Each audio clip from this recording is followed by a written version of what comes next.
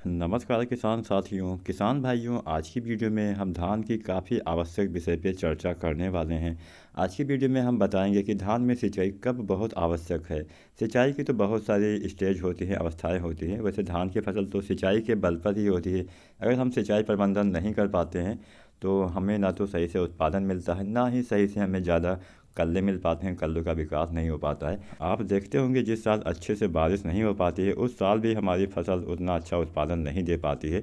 तो आज की वीडियो में हम ये जानकारी आपको देने वाले हैं कि कौन कौन सी ऐसी अवस्थाएं होती हैं, कौन कौन सी ऐसा स्टेज होता है जब धान की फसल को पानी की अति आवश्यकता यानी सबसे ज़्यादा ज़रूरत होती है। अगर इस समय हम पानी नहीं लगा पाएंगे तो उत्पादन पे काफ़ी ज़्यादा फर्क पड़ेगा, काफ़ी कम उत्पादन हमारा रह जाएगा। तो ऐसे दो चार पाँच अवस्थाएं होती हैं जब धान में पानी की सबसे ज़्यादा ज़रूरत होती है। तो आज हम उन्हीं आवश्यकताओं के बारे में आपको बताएंगे कि कब आपको धान की फसल में सिंचाई अवश्य करनी चाहिए। अगर आप सभी चैनल पे नए हैं तो SRJ खेती चैनल पे बने रहिए, सब्सक्राइब कर लीजिए।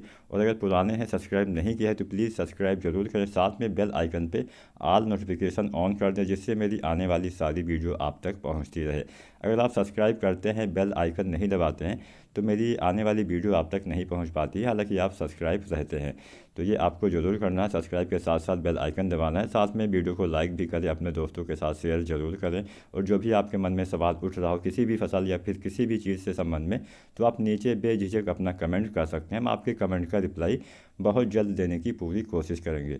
तो चलिए बिना समय गवाए वीडियो को स्टार्ट करते हैं। जानते हैं धान में सिंचाई कब आवश्यक है। तो किसान भाइयों, जब हम धान की रोपाई करते हैं तो रोपाई करने से पहले तो हम सिंचाई करते ही हैं ताकि हमारी जो रोपाई है सही रूप से हो सके। तो रोपाई करने के बाद से लेके खेत में आपके 2 सप्ताह तक अच्छी तरह से पानी खड़ा रहना चाहिए। यानी रोपाई जब आप कर लें तो 14-15 दिन तक आपके खेत में पानी होना आवश्यक है। अगर नहीं रहेगा तो सबसे बड़ी दिक्कत क्या होती है कि शुरुआती अवस्था में जड़ें सही से विकसित नहीं हो पाती हैं। जड़ें का फुटाव मतलब जड़ें आपकी मिट्टी को सही रूप से तभी पकड़ पाएंगी जब आपके खेत में नमी रहेगी। अगर मान लीजिए आपने 2-4 दिन बाद पानी एकदम से सूख जाता है, आपकी मिट्टी काफ़ी सख्त हो जाती है। हालांकि आपका पौधा सूखेगा तो है नहीं, क्योंकि इतनी जल्दी पौधे सूखते नहीं हैं। अगर आप पानी नहीं भी लगाएंगे तो भी ऐसा नहीं रहेगा कि हाँ आपके पौधे का विकास नहीं होगा, लेकिन बहुत धीमी गति से विकास होता है। जब पानी भरा रहता है, 2 सप्ताह तक आपके खेत में अच्छे से नमी रहती है, तो आपके पौधे जड़ों का विकास काफ़ी तेज़ी से होता है। जिससे आपको मतलब तेज़ी से होगा तो आपकी फसल काफ़ी जल्दी बढ़वात करेगी, काफ़ी जल्दी उसमें कल्ले आएंगे, जिससे अच्छा उत्पादन आपको मिल पाएगा। तो पौधे के शुरुआती विकास के लिए आपको 2 सप्ताह तक खेत में रोपाई करने के बाद पानी खड़ा रहना चाहिए। जब खेत का सारा पानी सूख जाए तो आपको 2 से 3 दिन बाद फिर से पानी भर देना चाहिए। मतलब 2 सप्ताह के बाद आपको खेत में पानी सूखा देना है, ऐसा नहीं कि पानी आपको लगातार भर के रखना है। तो 2 सप्ताह तक पानी अगर सूख जाता है उसके बाद में, तो आपको 2-3 दिन तक ऐसे ही रखना है। उसके बाद में आपको फिर से पानी खड़ा कर दे, पानी अपने खेत में लगा देना है।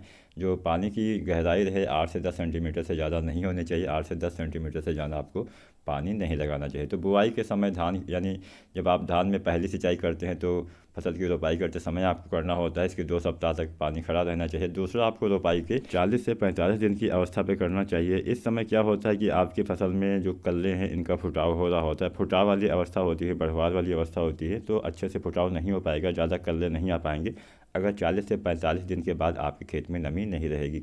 तो इस समय भी आपको सिंचाई अवश्य करनी चाहिए। इसके बाद में आपको सिंचाई कब करनी चाहिए, सबसे आवश्यक कब है, रोपाई के 70 से 75 दिन के बाद। इस समय आपको यानी 70 से 75 दिन की अवस्था में भी आपको सिंचाई करनी चाहिए। ये पौधे की बढ़वार वाली अवस्था होती है, तो अगर आप नहीं करते हैं तो बढ़वार पे मतलब फ़र्क पड़ता है, पौधे के विकास पे फ़र्क पड़ता है। इसके बाद में जो अवस्था आती है किसान भाइयों, आती है 90 से 95 दिन के बाद वाली अवस्था।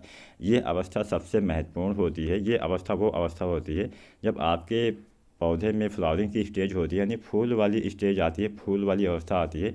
अगर इस समय नमी की कमी रह जाती है तो काफ़ी ज़्यादा नुकसान आपको उठाना पड़ जाएगा।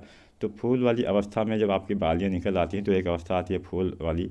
फूल में पोलिनेशन अच्छे से नहीं हो पाता है, अगर नमी की कमी रह जाती है तो आपके सारे दाने का भराव नहीं हो पाता है। तो 90 से 95 दिन पे भी आपको सिंचाई करनी चाहिए। अगर बारिश नहीं होती है तभी आपको ये सारी सिंचाइयाँ करनी है।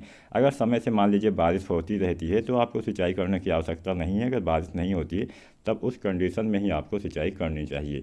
रोपाई के 100 से 120 दिन पे भी आपको सिंचाई करनी है। ये अवस्था मिल्किंग यानी दूध वाली अवस्था होती है। कोई कोई फसलें जल्दी थोड़ा सा पक जाती हैं, कोई कोई फसलें थोड़ा समय लेती हैं, तो इसलिए हमने 100 से 120 दिन का समय बताया हुआ। जो मतलब जल्दी पक जाती हैं, उनमें थोड़ा सा जल्दी ये समय आ जाता है मिल्किंग वाला। मिल्किंग का मतलब होता है दूध वाली अवस्था। इसमें आपके दाने में दूध बन रहा होता है, दूध का भराव हो रहा होता है, दाने का भराव हो रहा होता है। इस अवस्था में भी आपको खेत में सिंचाई करनी चाहिए। अगर बारिश नहीं होती है तो आपको सिंचाई अवश्य करनी चाहिए। तो अगर ये इन अवस्थाओं में आप सिंचाई करते हैं तो निश्चित ही आपके जो उत्पादन है उस पर कोई ज़्यादा विशेष फ़र्क नहीं पड़ेगा, उत्पादन आपको काफ़ी अच्छा ठीक ठाक मिल जाएगा। और अगर इस अवस्था में नमी की कमी रह जाती है खेत में तो उत्पादन पे विशेष फ़र्क पड़ता है, उत्पादन काफ़ी कम रह जाता है। तो अगर आज की ये छोटी सी जानकारी आपको पसंद आई हो, वीडियो को लाइक ज़रूर करना, अपने अन्य दोस्तों के साथ वीडियो आप शेयर भी कर सकते हैं। और अगर अभी तक चैनल को सब्सक्राइब नहीं किया तो प्लीज़ चैनल को सब्सक्राइब ज़रूर करें।